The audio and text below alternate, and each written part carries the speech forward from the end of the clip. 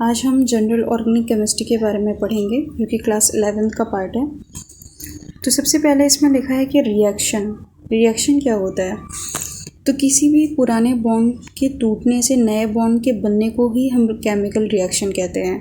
For example यहाँ पे जैसे ए और बी के बीच में एक बॉन्ड दिखाया गया है और एक्स और वाई के बीच में एक बॉन्ड दिखाया गया है। जब ए और बी के बीच में बॉन्ड टूटता है तो यहाँ पे ए और एक्स के बीच में एक न्यू बॉन्ड बन रहा है। उसी प्रकार यहाँ पे बी और वाई के बीच में एक बॉन्ड बन रहा है। तो ओल्ड बॉन्ड की जो ब्रेकिंग हुई और उससे नए बॉन्ड की मेकिंग हुई, इसी को हम बोलते हैं केमिकल रिएक्शन। अब ये आता है, ये जो जीओसी होता है इसमें आता है रिएक्शन मैकेनिज़्म। तो रिएक्शन मैकेनिज़्म क्या होता है, जितने भी किसी भी रिएक्शन में जितने भी स्टेप होते हैं उसमें जो इलेक्ट्रॉन का मूवमेंट होता है, किस तरीके से एनर्जी का इन्वॉल्वमेंट होता है, बॉन्ड किस तरीके से टूटता है, किस तरीके से बनता है, प्रोडक्ट किस प्रकार बनता है रिएक्टेंट से, मतलब रिएक्टेंट किस प्रकार प्रोडक्ट में ट्रांसफ़र होता है, उस सारे स्टेप को मिला के हम उसको क्या बोलते हैं, रिएक्शन मैकेनिज़्म कहते हैं। देखिए, जो स्पीसीज़ किसी सबस्ट्रेट पे, फॉर एग्जांपल अगर हम कोई अल्कोहल ले रहे हैं, इस तरीके से अगर कोई अल्कोहल है, अल्कोहल का अगर हमें एलिमिनेशन कराना है तो उसके लिए हम रीजेंट लेते हैं H2SO4।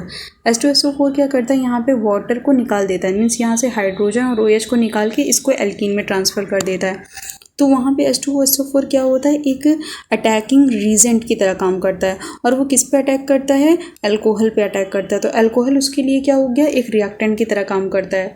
तो वही बात यहाँ पे लिखी है, जो स्पीसीज़ होते हैं जिस पे सबस्ट्रेट, वो स्पीसीज जो सबस्ट्रेट पे अटैक करते हैं उनको हम क्या कहते हैं, रीजेंट कहते हैं। और रीजेंट जिस पर अटैक करता है उसको हम क्या कहते हैं, सबस्ट्रेट कहते हैं या फिर रिएक्टेंट्स भी कहते हैं। अब देखिए यहाँ पे जब ये जो बॉन्ड की ब्रेकिंग होती है वो दो तरीके से हो सकती है। बॉन्ड का जो क्लीवेज होता है वो दो तरीके से हो सकता है, एक तो हेट्रोलिटिकली हो सकता है और दूसरा कैसे हो सकता है, होमोलिटिकली हो सकता है। अब यहाँ पे जो हेट्रोलिटिकली बॉन्ड का फिजन होता है उसमें क्या बनता है, कार्बोकैटायन और कार्बो एनायन बनते हैं, जो कि यहाँ पे आपको फिगर में दिखाया गया है। यहाँ पे कार्बोकैटायन और कार्बो एनायन बनते हैं, इसी वजह से हम इसको आयनिक क्लीवेज भी कहते हैं। देखिए यहाँ पे दो पॉसिबिलिटी है, या फिर बॉन्ड इस तरीके से भी टूट सकता है तो यहाँ पे नेगेटिविटी आ जाएगी और यहाँ पे पॉजिटिविटी आ जाएगी, या फिर इस तरीके से भी टूट सकता है तो उल्टा हो जाएगा, यहाँ पे पॉजिटिविटी आ जाएगी और इधर नेगेटिविटी आ जाएगी। तो इसको हम हेट्रोलिटिक क्लीवेज कहते हैं। जो हेट्रोलिटिक क्लीवेज होता है वो एक्चुअली में अनइक्वल डिस्ट्रीब्यूशन होता है किसका, इलेक्ट्रॉन का। कैसे समझेंगे कि अनडिस्ट्रीब्यूशन होता है, क्योंकि यहाँ पे क्या बन रहा है, आयंस बन रहा है, क्योंकि एक कार्बोकैटायन बनता है और एक बनता है कार्बो एनायन। तो जो कार्बन एनायन होता है उसमें जो इलेक्ट्रॉन का डिस्ट्रीब्यूशन होता है, जो इलेक्ट्रॉन की डेंसिटी होती है वो ज़्यादा होती है। और यहाँ पे ये जो पॉजिटिव चार्ज दिखाया गया, जब कार्बन पे पॉजिटिव चार्ज आ जाता है मीन्स ये इलेक्ट्रॉन डिफिशियंट है, मीन्स यहाँ पे जो इलेक्ट्रॉन की डेंसिटी है वो कम है। तो इसी वजह से ये एक तरीके का जो क्लीवेज होता है वो अनइक्वल डिस्ट्रीब्यूशन होता है, क्योंकि यहाँ पे आयंस का फॉर्मेशन हो रहा है। वही चीज़ यहाँ लैंग्वेज में लिखी है, cleavage in which the unequal distribution of electron take place during the bond cleavage is known as heterolytic cleavage. और ये अनइक्वल क्यों होता है, क्योंकि यहाँ पे आयंस का फॉर्मेशन होता है, इसी वजह से हम इसको आयनिक क्लीवेज या फिर हेट्रोलिटिक क्लीवेज भी कहते हैं। यहाँ पे फिगर में दिखाया गया है कि इस तरीके से फॉर एग्जांपल बॉन्ड टूट रहा है तो यहाँ पे निगेटिविटी आ रही है और यहाँ पे पॉजिटिविटी आ रही है, वही यहाँ पे फिगर में दिखाया गया है। और दो पॉसिबिलिटी हैं जैसे मैंने दिखाया, और वो एरो उधर भी लग सकता है। सेकेंड आता है होमोलिटिक फिजन। होमोलिटिक फिजन में जो इलेक्ट्रॉन का डिस्ट्रीब्यूशन होता है वो इक्वल होता है। ये अनआयनिक होता है या फिर नॉन आयनिक फिजन होता है, क्योंकि यहाँ पे किसी भी तरह का आयंस नहीं बनता है। और आयंस नहीं बनता तो यहाँ पे क्या बनता है, फ्री रेडिकल्स बनते हैं, जिसके पास क्या होता है, अनपेयर्ड नंबर ऑफ इलेक्ट्रॉन होते हैं। और ये कैसा होता है, बहुत ही ज़्यादा रिएक्टिव होता है, अनस्टेबल होता है, क्योंकि रिएक्टिविटी और स्टेबिलिटी में इन्वर्सली प्रोपोर्शनल का रिलेशन होता है। और ये जो कार्बो एनायन बन रहे थे वहाँ पे क्या हो रहा था, अनइक्वल क्लीवेज हो रहा था, अनइक्वल इलेक्ट्रॉन का डिस्ट्रीब्यूशन हो रहा था। लेकिन जहाँ जो होमोलिटिक होता है उसमें जो है, जो इलेक्ट्रॉन का डिस्ट्रीब्यूशन है वो इक्वल होता है। वही चीज़ यहाँ पे लिखी गई है, due to the equally distribution of electron without charge paired electron species is form. यहाँ पे लेकिन जो वो फ्री रेडिकल्स बनते हैं उनके पास क्या होता है, अनपेयर्ड इलेक्ट्रॉन होता है, इसी वजह से वो ऑड इलेक्ट्रॉन स्पीसीज होते हैं, इसी वजह से वो काफ़ी रिएक्टिव होते हैं और अनस्टेबल होते हैं, क्योंकि यहाँ पे आयंस नहीं बन रहा है। इसी वजह से हम इनको अनआयनिक क्लीवेज कहते हैं या फिर होमोलिटिक फिजन कहते हैं। अब यहाँ पे दिखाया कि दोनों जो क्लीवेज हुए चाहे वो आयनिक हुआ या फिर नॉन आयनिक हुआ, यहाँ पे हमें तीन तरह की स्पीसीज देखने को मिली। एक तो पहला जिसके ऊपर पॉजिटिव चार्ज था, जिसे हम क्या कह रहे थे, कार्बोकेटायन कह रहे थे। दूसरा आता है जिसके पास निगेटिव चार्ज था और उसे हम कार्बन आयन कहते हैं। ये बन रहा था हेटेरोलिटिक फिजन के दौरान। और जिसके पास एक या दो अनपेयर्ड इलेक्ट्रॉन होते हैं उन्हें हम क्या कहते हैं, वो न्यूट्रल होते हैं, ना उनके पास से पॉजिटिव चार्ज होता है ना निगेटिव चार्ज होता है, वो फ्री रेडिकल्स होते हैं। और वो कैसे बन रहे थे, वो बन रहे थे होमोलिटिक फिजन के द्वारा। और ये जो कार्बोकेटायन कार्बन आयन जो फ्री रेडिकल्स होते हैं वो रिएक्शन में इंटरमीडिएट के बतौर बनते हैं।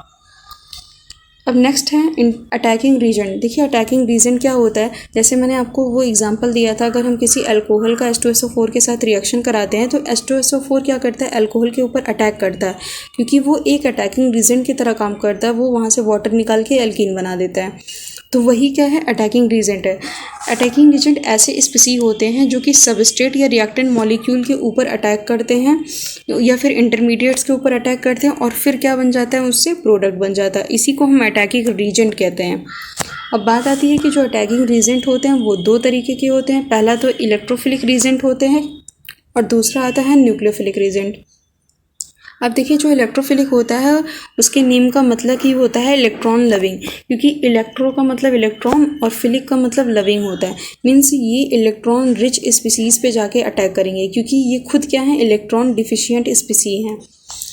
यहाँ पे लैंग्वेज में लिखा the reagent which attack on the negative of the molecule and loves electron are called the electrophile. ये वहीं पे अटैक करेंगे जहाँ पे निगेटिव चार्ज होता है या फिर इलेक्ट्रॉन की डेंसिटी ज़्यादा होती है। जो इलेक्ट्रोफाइल होते हैं वो पॉजिटिवली चार्ज भी हो सकते हैं, लेकिन ज़रूरी नहीं है कि वो हमेशा पॉजिटिव चार्ज हो। वो न्यूट्रल स्पीसीज भी हो सकते हैं, क्योंकि ये इलेक्ट्रॉन डिफिशिएंट होते हैं। इसी वजह से इनका ऑक्टेट पूरा नहीं होता। इनका जो इन ऐसे मॉलिक्यूल का या तो सिक्सेट पूरा होगा या तो सेप्टेट पूरा होगा, लेकिन इनका ऑक्टेट पूरा नहीं होता। ये इलेक्ट्रॉन डिफिशिएंट मॉलिक्यूल होते हैं। अब यहाँ पे आता है पॉजिटिवली चार्ज इलेक्ट्रोफाइल।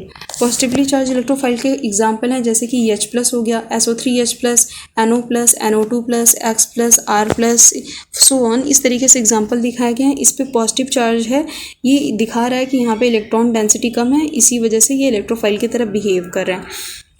तो बात आती है क्या इलेक्ट्रोफाइल हमेशा पॉजिटिवली चार्ज रहते हैं, तो आंसर आएगा नहीं। कभी कभी वो न्यूट्रल स्पीसीज भी होते हैं। न्यूट्रल स्पीसीज को हम कैसे पहचानेंगे कि वो इलेक्ट्रोफाइल हैं, क्योंकि उनके पास क्या होगी, इलेक्ट्रॉन की डिफिशियंसी होगी, उनका जो है ऑक्टेट पूरा नहीं होगा। जैसे कि जितने भी लेविस एसिड होते हैं वो सारे के सारे इलेक्ट्रॉन डिफिशियंट मॉलिक्यूल होते हैं। अब बोरान फैमिली को ले सकते हैं, इसमें जो आपका BF3 होता है और AlCl3 होता है, ये सब क्या होते हैं, इलेक्ट्रॉन डिफिशियंट स्पीसी होते हैं। जैसे यहाँ पे एग्जांपल दिखाया गया है कि बोरान फैमिली के जैसे BF3 हो गया, AlCl3 हो गया, SO3 हो गया। SO3 में कैसे वो इलेक्ट्रोफाइल की तरह बिहेव कर रहा है, क्योंकि जो S सल्फर है वो कम इलेक्ट्रोनिगेटिव है as compare to the oxygen. Oxygen यहाँ पे ज़्यादा इलेक्ट्रोनिगेटिव होता है और वो उसको सराउंड कर रहा है। जब कभी भी कोई मोस्ट इलेक्ट्रोनिगेटिव एटम किसी लेस इलेक्ट्रोनिगेटिव एटम को सराउंड करता है तो वो जो स्पीसी होती है वो इलेक्ट्रोफाइल की तरह बिहेव करती है। अब यहाँ पे सेकंड पॉइंट दिया गया है, neutral atom that accept electron from the substrate. देखिए ये लोग क्या हैं, ये लोग इलेक्ट्रोफाइल की तरह बिहेव करते हैं। जब कार्बन और मोस्ट इलेक्ट्रोनिगेटिव के बीच में बॉन्ड होता है तो वैसे जो स्पीसी होते हैं वो इलेक्ट्रोफाइल की तरह बिहेव करते हैं। तो यहाँ पे क्या होता है, न्यूक्लियोफिलिक एडिशन रिएक्शन होता है, जो कि आप कार्बोनिल कंपाउंड चैप्टर में पढ़ेंगे। वहाँ पे अल्कोहल वाले चैप्टर में कार्बोक्सिलिक एसिड, वहाँ पे आपको अच्छे से एक्सप्लेन किया गया है। देखिए जो फ्री रेडिकल होते हैं carbene and nitrene are also act as electrophile. जो कार्बीन्स होते हैं वो भी और नाइट्रीन, ये सब भी इलेक्ट्रोफाइल की तरह ही काम करते हैं। अब लिखा है रीजेंट विथ इलेक्ट्रोफिलिक सेंटर। यहाँ पे देखिए कुछ इलेक्ट्रोफिलिक सेंटर आपको दिखाया गया है, जैसे कि ये H रेडिकल दिखाया गया, HF, HCl, HBr, HI, HOCl। यहाँ पे ये जो यहाँ पे आपको पॉइंट दिखाया गया, these are the electrophilic centre. अब आता है दूसरा रीजेंट, क्या आता है, न्यूक्लियोफिलिक रीजेंट आता है, या फिर हम इसको न्यूक्लियोफाइल्स कहते हैं। न्यूक्लियोफाइल का मतलब होता है कि न्यूक्लियस लविंग। मीन्स ये उस जगह पे अपना अटैकमेंट करते हैं जहाँ पे इलेक्ट्रॉन की डेंसिटी क्या होती है, कम होती है। मतलब इलेक्ट्रॉन की डेंसिटी कम होती है, वहाँ पे पॉजिटिव चार्ज ज़्यादा होता है, वहाँ पे ये जाके अटैक करते हैं, क्योंकि ये खुद क्या है, नेगेटिव है एक तरीके से आप मान सकते हैं, क्योंकि ये इलेक्ट्रॉन रिच स्पीसी है। इसी वजह से इसको हम न्यूक्लियस लविंग भी कहते हैं। लिखा है विच attack on the positive side पे अटैक करता है of the substance and loves nucleus, इसी वजह से हम इसको न्यूक्लियोफाइल कहते हैं। न्यूक्लियोफाइल देखिए निगेटिवली चार्ज भी हो सकते हैं, या फिर उनकी एक पहचान होती है कि उनके ऊपर lone pair of electron present होता है। जैसे अमोनिया एक न्यूक्लियोफाइल है, किस बेस पे न्यूक्लियोफाइल है, क्योंकि उसके पास नाइट्रोजन के पास लोन पेयर होता है, इसी वजह से वो एक न्यूक्लियोफाइल है और प्लस लेविस बेस भी है। तो वो क्या करेंगे, अपने लोन पेयर ऑफ इलेक्ट्रॉन को डोनेट कर सकते हैं, अपने अनशेयर्ड पेयर ऑफ इलेक्ट्रॉन को डोनेट कर सकते हैं, क्योंकि इनके पास इलेक्ट्रॉन की अधिकता है। अब यहाँ पे न्यूक्लियोफाइल कुछ दिखाए गए हैं, जैसे कि H- हो गया, OH- हो गया, OR- हो गया, Cn-X, जितने भी क्लोराइड, ब्रोमाइड, फ्लोराइड हो गया, या फिर एल्किल CH3- हो गया, या फिर कार्बोक्सिलेट हो गया, NH2- हो गया। These all are the nucleophile, जिनके ऊपर या तो निगेटिव चार्ज रहता है या फिर क्या होता है, लोन पेयर होता है। लोन पेयर वाले में एग्जाम्पल दिए गए, जैसे आपके पास वाटर हो गया, ROH अल्कोहल हो गया, ईथर हो गया, अमोनिया हो गया, primary amine, tertiary amine, these all are the nucleophiles. अब देखिए ये सब क्या दिए गया, ये ऑर्गेनोमेटालिक कंपाउंड, जैसे कि ग्रिग्नार्ड रीजेंट हो गया। यहाँ पे आप ग्रिग्नार्ड रीजेंट को देखेंगे तो कुछ इस तरीके से होता है, जैसे CH3MgBr, CH3MgBr होता है। तो ये मेटल है, यहाँ पे पॉजिटिव चार्ज हो जाएगा और यहाँ पे नेगेटिव चार्ज हो जाएगा, और ये किस तरीके से बिहेव करेगा, न्यूक्लियोफाइल की तरफ बिहेव करेगा। इस तरीके से आपको ये सारे एग्जाम्पल यहाँ पे दिखाए गए हैं। अब आता है एम्बीडेंटिन न्यूक्लियोफाइल। एम्बीडेंटिन न्यूक्लियोफाइल क्या होता है, ऐसी न्यूक्लियोफाइल जिनके पास दो साइट होती है इलेक्ट्रॉन रिच सेंटर की, और ये क्या करता है, इन विच द 2 और more atom bear an unshared pair of electron, मतलब एक ही मतलब स्पेसिफिक में 2 एटम प्रेजेंट होते हैं एज ए इलेक्ट्रॉन डोनर। जैसे कि KNO2 में यहाँ पे आपके पास नाइट्रोजन के पास लोन पेयर होता है, वो भी इलेक्ट्रॉन को डोनेट कर सकता है और ऑक्सीजन भी डोनेट कर सकता है। मीन्स एक ही कंपाउंड के अंदर 2 डोनर साइट प्रेजेंट है, ऐसे कंपाउंड को हम बोलते हैं एम्बीडेंटिन न्यूक्लियोफाइल। जैसे आपका यहाँ पे NH2OH हो गया और KCN हो गया, क्योंकि KCN एक आयनिक कंपाउंड है, तो वो C पे क्योंकि नेगेटिव चार्ज है तो यहाँ से भी रिएक्शन हो सकता है, और नाइट्रोजन पे लोन पेयर है तो वहाँ से भी हो सकता है। इस तरीके से ये सारे एग्जाम्पल है। जैसे कार्बोनिल कंपाउंड में जब इस तरीके से बॉन्ड टूटता है तो यहाँ पे नेगेटिविटी आ जाती है, यहाँ पे पॉजिटिविटी आ जाती है। तो ये वाला सेंटर इलेक्ट्रोफिलिक की तरह बिहेव करेगा और यहाँ वाला न्यूक्लियोफाइल की तरफ बिहेव करेगा।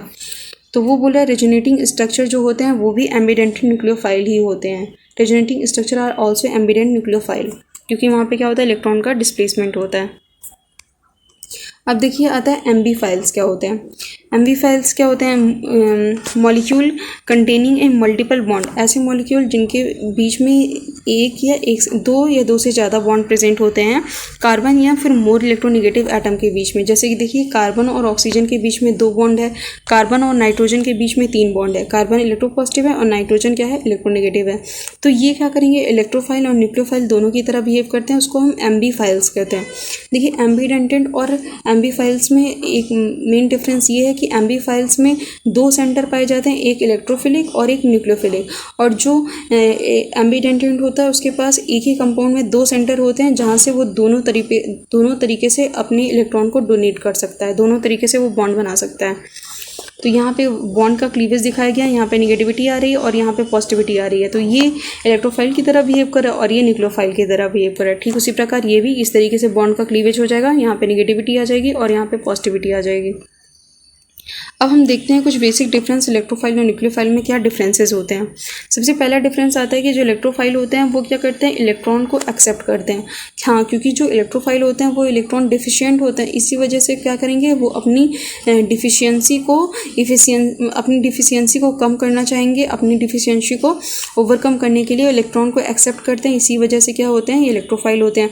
न्यूक्लियोफाइल क्या होता है, वो इलेक्ट्रॉन रिच स्पीसीज होता है, वो अपने इलेक्ट्रॉन पेयर को डोनेट करने का काम करता है, मीन्स सप्लाई कर देता है अपने इलेक्ट्रॉन पेयर को।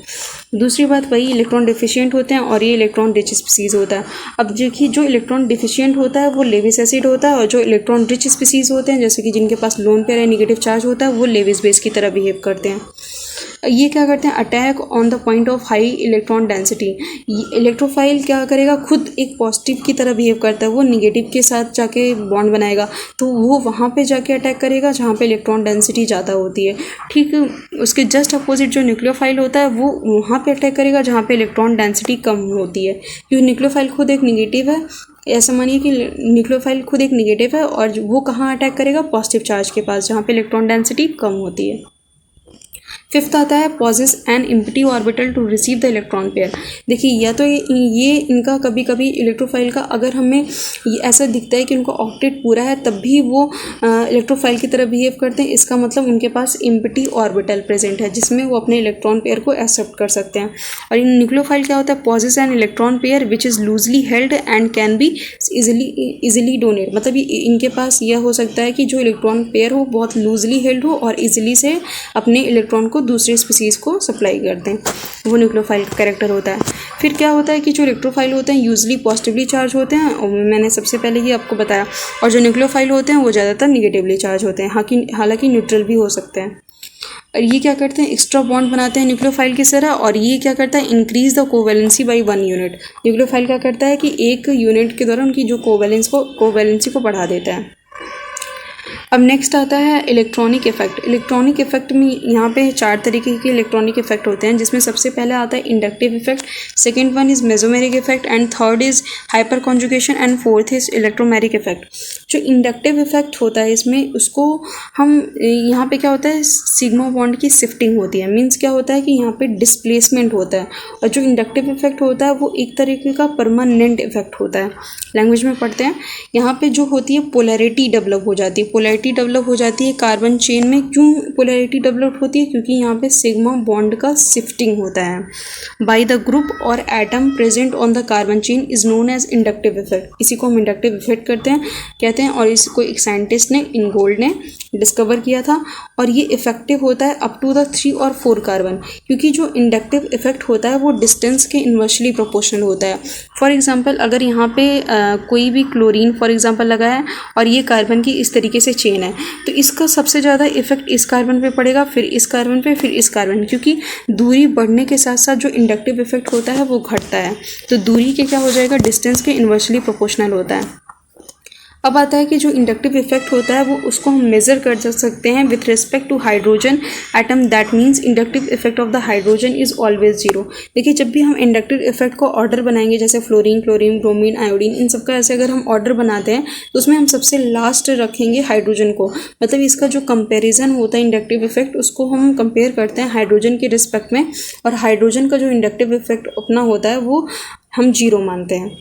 मैंने पहले ही बताया कि ये कैसा इफेक्ट है, परमानेंट इफेक्ट है। एक और इफेक्ट है जिसको हम इलेक्ट्रोमेरिक इफेक्ट कहते हैं, वो कैसा होता है कि वो टेम्परेरी इफेक्ट होता है, लेकिन ये कैसा है, परमानेंट इफेक्ट है। नेक्स्ट है सम एटम और group have a greater tendency to attract the shared electron of the covalent bond. Such atom और group acquire partial negative charge by receiving electron density and from the covalent bond of the chain. These therefore these are classified as the group exerting। मतलब क्या बोला है कि यहाँ पे minus I effect होता है और प्लस आई इफेक्ट होता है। माइनस आई इफेक्ट वाले ऐसे ग्रुप होते हैं जो इलेक्ट्रॉन की डेंसिटी को अपनी तरफ खींचते हैं। फॉर एग्जांपल यहाँ पे कोई अननोन ग्रुप लगा है, इसको हम इलेक्ट्रॉन विदड्रॉइंग ग्रुप बोलते हैं, जो कि क्या करता है, इस कार्बन की चेन से इलेक्ट्रॉन को अपनी तरफ खींच रहा है। क्योंकि इस तरीके से इलेक्ट्रॉन को कुछ इस तरीके से खींच रहा है तो यहाँ पे निगेटिव आ रहा है और इस कार्बन पे पार्शियल पॉजिटिव चार्ज आता है। लेकिन सबसे ज़्यादा इलेक्ट्रॉन डेंसिटी इस कार्बन पे कम होगी, फिर इस पे, क्योंकि इन डिस्टेंस के इन्वर्सली प्रोपोर्शनल होता है। यहाँ वही चीज़ यहाँ पे दिखाई गई कि यहाँ पे शिफ्टिंग हो रही है इलेक्ट्रॉन की कार्बन चेन में। और क्यों हो रही है, क्योंकि यहाँ से कोई एक ग्रुप ही ऐसा अटैच है जो इलेक्ट्रॉन को अपनी तरफ खींच रहा है, और जो इलेक्ट्रॉन को खींच करता है उस ग्रुप को हम बोलते हैं विदड्रॉइंग ग्रुप, और इसी इफेक्ट को हम बोलते हैं माइनस आई इफेक्ट या फिर निगेटिव इंडक्टिव इफेक्ट कहते हैं। जो इलेक्ट्रॉन डेंसिटी है वो सबसे ज़्यादा कार्बन 1 पे कम हुई है, फिर 2 पे और फिर 3 पे। वही ऑर्डर इसका दिखाया गया। अब आता है due to minus I effect positive charge develop over carbon chain और carbon chain become electron deficient. Such type of carbon chain will be more reactive towards the electrophile. देखिए जब किसी कार्बन से कोई इलेक्ट्रॉन विदड्रॉइंग ग्रुप ये जुड़ जाता है, जब कोई इलेक्ट्रॉन विदड्रॉइंग ग्रुप जुड़ जाता है तो वहाँ पे उस कार्बन की चेन में इलेक्ट्रॉन क्या होती है, इलेक्ट्रॉन की डेंसिटी कम होने लगती है। मीन्स यहाँ पे पार्शियल पॉजिटिव चार्ज डेवलप होने लगता है।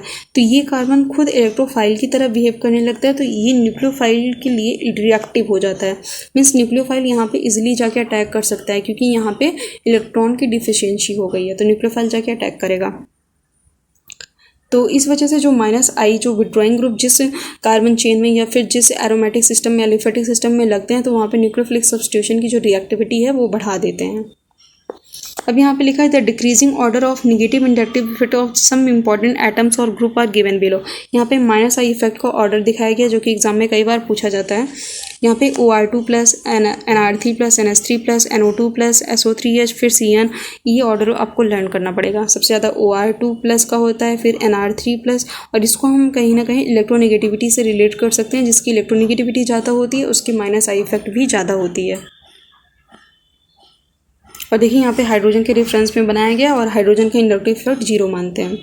और लिखा है some group are the electron donor, कुछ ऐसे इलेक्ट्रॉन ग्रुप होते हैं जो इलेक्ट्रॉन डोनर की तरह बिहेव करते हैं और वो क्या करते हैं कि वो रिंग में पार्शियल पॉजिटिव, इसी वजह से देयरफॉर एक्वायर, वो खुद पार्शियल पॉजिटिव चार्ज एक्वायर करते हैं by increasing electron density in the covalent bond of the chain and such group are called the positive inductive effect. देखिए कुछ ऐसे ग्रुप होते हैं जो कि क्या करते हैं, इलेक्ट्रॉन को डोनेट करने का काम करते हैं। जब वो इलेक्ट्रॉन को इस तरीके से डोनेट करते हैं तो उन पे पॉजिटिव चार्ज आ जाता है, लेकिन जब वो कार्बन को देते हैं तो कार्बन पे क्या होता है, नेगेटिव चार्ज आता है। तो कार्बन पे क्या हुआ, इलेक्ट्रॉन डेंसिटी बढ़ गई और इस ग्रुप पे इलेक्ट्रॉन डेंसिटी क्या हो गई, कम हो गई। तो ये क्या होता है, डोनर स्पीसीज होते हैं, मतलब इलेक्ट्रॉन डोनेटिंग ग्रुप होते हैं जो कि कार्बन में क्या करते हैं, इलेक्ट्रॉन डेंसिटी को बढ़ा देते हैं। और सबसे ज़्यादा इलेक्ट्रॉन डेंसिटी कार्बन नंबर 1 पे होगी, फिर 2 पे होगी और फिर 3 की होगी। और ठीक उसी प्रकार जैसे कि अपने प्लस आई इफेक्ट में देखा कि वो फेवरेबल कंडीशन होती है जब किसी न्यूक्लियोफाइल का अटैचमेंट कराना हो। अगर कोई वहाँ पे विड्रॉइंग ग्रुप या फिर माइनस आई वाला ग्रुप अगर अटैच है, इसमें से कोई भी ग्रुप अटैच है, तो वहाँ पे न्यूक्लियोफाइल का अटैचमेंट ईजिली हो जाता है। यहाँ पे उसका जस्ट अपोजिट होता है, मतलब यहाँ पे क्या है कि यहाँ पे जहाँ भी इलेक्ट्रॉन डोनेटिंग ग्रुप जिस कार्बन चेन से जुड़ा होता है वहाँ पे क्या करता है, उसकी इलेक्ट्रॉन डेंसिटी को बढ़ा देता है। मीन्स इलेक्ट्रोफाइल की रिएक्टिविटी उस रिएक्शन में बढ़ जाती है। इलेक्ट्रोफाइल उस कार्बन से जाके इजीली अटैच हो जाता है क्योंकि वहाँ पे इलेक्ट्रॉन डेंसिटी बढ़ जाती है। अब लैंग्वेज में लिखा है due to the plus I effect electron density on the carbon chain increases. Plus I effect की वजह से जो कार्बन पे जो इलेक्ट्रॉन डेंसिटी है वो इंक्रीज हो रही है, नेगेटिव चार्ज आ रहा है, इसका मतलब इलेक्ट्रॉन की डेंसिटी बढ़ रही है। और इस तरीके से जो कार्बन है वो बहुत ज़्यादा रिएक्टिव हो जाता है electrophilic substitution reaction, electrophilic addition reaction के लिए, और will be less reactive towards the nucleophile. धीरे धीरे क्योंकि ये नेगेटिव चार्ज है और न्यूक्लियोफाइल भी नेगेटिव है, तो नेगेटिव का रिएक्शन आपस में होगा नहीं क्योंकि वो एक दूसरे को रिपेल करेंगे। और जब कार्बन पे यहाँ पे नेगेटिविटी आ रही है तो वहाँ पे कौन जुड़ेगा, पॉजिटिव वाला पार्ट जुड़ेगा। इस इलेक्ट्रोफाइल का अटैचमेंट यहाँ पे इजीली होगा, इलेक्ट्रोफिलिक जो रिएक्शन होगी वो ज़्यादा तेज़ी से होगी। अब यहाँ पे कुछ प्लस आई इफेक्ट वाले ग्रुप दिखाए गए हैं, जैसे कि ये हो गया, ये जो एल्किल ग्रुप का ये वाला सिस्टम होता है वो भी प्लस आई इफेक्ट की तरह होता है। जैसे जितने नंबर ऑफ कार्बन की चेन बढ़ती जाएगी और उतना ज़्यादा प्लस आई इफेक्ट बढ़ता जाता है। मतलब ये डिपेंड करता है कि नंबर ऑफ कार्बन पे, जितने नंबर मिथाइल नंबर के कार्बन बढ़ते हैं, साइज ऑफ एल्किल ग्रुप जैसे इंक्रीज़ होगा वैसे वैसे प्लस आई इफेक्ट भी इंक्रीज़ करता है। जैसे यहाँ पे आपको एग्जांपल दिखाया गया है। फॉर एग्जांपल यहाँ पे देखिए ये कार्बन की चेन का सबसे ज़्यादा हो जाएगा प्लस आई इफेक्ट, फिर इसका हो जाएगा, फिर इसका हो जाएगा, क्योंकि यहाँ पे 1 2 3 4 कार्बन लगा है और यहाँ पे 1 2 3 4 लगा है। लेकिन इस कार्बन से कितने 3 3 6 और एक साथ 9 अल्फा हाइड्रोजन है और इसी वजह से इसकी रिएक्टिविटी ज़्यादा है एज़ कम्पेयर टू इसके। अब हम आते हैं application of minus I effect. देखिए माइनस आई और प्लस आई इफेक्ट का बहुत सारे एप्लीकेशन है। ये एसिडिटी या फिर बेसिडिटी बताने में काम आते हैं, या फिर हम स्टेबिलिटी को भी इससे हम बता सकते हैं। Minus I plus I effect की वजह से हम बहुत सारे क्वेश्चन को सॉल्व करेंगे कि हम कैसे कंपाउंड की स्टेबिलिटी को बता सकते हैं और किसी कंपाउंड की कितनी ज़्यादा एसिडिटी है या फिर कितनी बेसिसिटी है उसकी, वो हम plus I minus I effect के से कन्फर्म करते हैं। तो देखिए अब हम देखेंगे stability of carbocation. Stability of carbocation का पहला पॉइंट क्या कहता है, if number of plus I group increases the stability of carbocation increases. देखिए कैसे इंक्रीज होता है, जैसे फॉर एग्जांपल ये कोई कार्बन है और इस पर क्या है, कोई पॉजिटिव चार्ज है। अगर कोई इससे मिथाइल ग्रुप या फिर OCH3 ग्रुप, जैसे कि वो क्या होता है, एक तरह का इलेक्ट्रॉन डोनेटिंग ग्रुप होता है, जो ये लोन पेयर ये इसके साथ प्लस के साथ कॉन्जुगेशन करने लगेगा तो इसकी जो स्टेबिलिटी है बढ़ जाती है। मीन्स कार्बोकेटाइन की स्टेबिलिटी बढ़ जाती है in the presence of electron donating group, तो वो कार्बोकेटाइन की स्टेबिलिटी बढ़ाते हैं। प्लस आई इफेक्ट वाले कार्बोकेटाइन की स्टेबिलिटी बढ़ाते हैं। इस ठीक इसी प्रकार जो माइनस आई वाले ग्रुप होते हैं वो क्या करते हैं, डिक्रीज़ कर देते हैं स्टेबिलिटी ऑफ कार्बोकेटाइन, मीन्स वो कार्बोकेटाइन की स्टेबिलिटी को डिक्रीज़ कर देते हैं। कैसे कर देते हैं, जैसे ये कार्बन है और इस पर पॉजिटिव चार्ज है, फॉर एग्जांपल जब इस पर कोई माइनस NO2, जैसे NO2 हो गया जो कि एक minus I effect showing group है, ये क्या करेगा, अपनी तरफ इलेक्ट्रॉन को खींचेगा और खुद पे तो नेगेटिव चार्ज लेगा, लेकिन यहाँ पे पॉजिटिव चार्ज को और बढ़ा देगा, तो इसके नेट पॉजिटिव चार्ज का जो अमाउंट है काफ़ी ज़्यादा हो जाएगा और ये जो कार्बोकेटाइन है काफ़ी ज़्यादा अनस्टेबल हो जाएगा। क्योंकि यहाँ पे जो ऑर्डर होता है एनर्जी और स्टेबिलिटी का कुछ इस तरीके से होता है कि energy is directly proportional to charge और इन्वर्सली प्रोपोर्शनल टू स्टेबिलिटी। सबसे पहले आप ये कंफर्म करिए कि जो एनर्जी और स्टेबिलिटी का रिलेशन होता है वो इन्वर्सली का होता है और चार्ज ज़्यादा होगा तो स्टेबिलिटी कम होगी। इसी वजह से जब कार्बन पे चार्ज बढ़ता है, जब कोई विड्रॉइंग ग्रुप वहाँ पर अटैच होता है, माइनस आई शोइंग ग्रुप वहाँ पर अटैच होता है, तो उसकी स्टेबिलिटी कम होने लगती है। और जब कोई प्लस आई शोइंग ग्रुप जैसे कि OCH3 हो गया या फिर कोई मिथाइल इस तरीके का कोई ग्रुप जोड़ता है या फिर कोई मिथाइल ग्रुप जोड़ता है, तो वहाँ पे कार्बोकेटाइन की स्टेबिलिटी बढ़ती है। और माइनस आई ग्रुप जैसे कि NO2 हो गया, CN हो गया, SO3H हो गया, वो सब जब जोड़ते हैं तो यहाँ पे स्टेबिलिटी ऑफ कार्बोकेटाइन घट जाती है।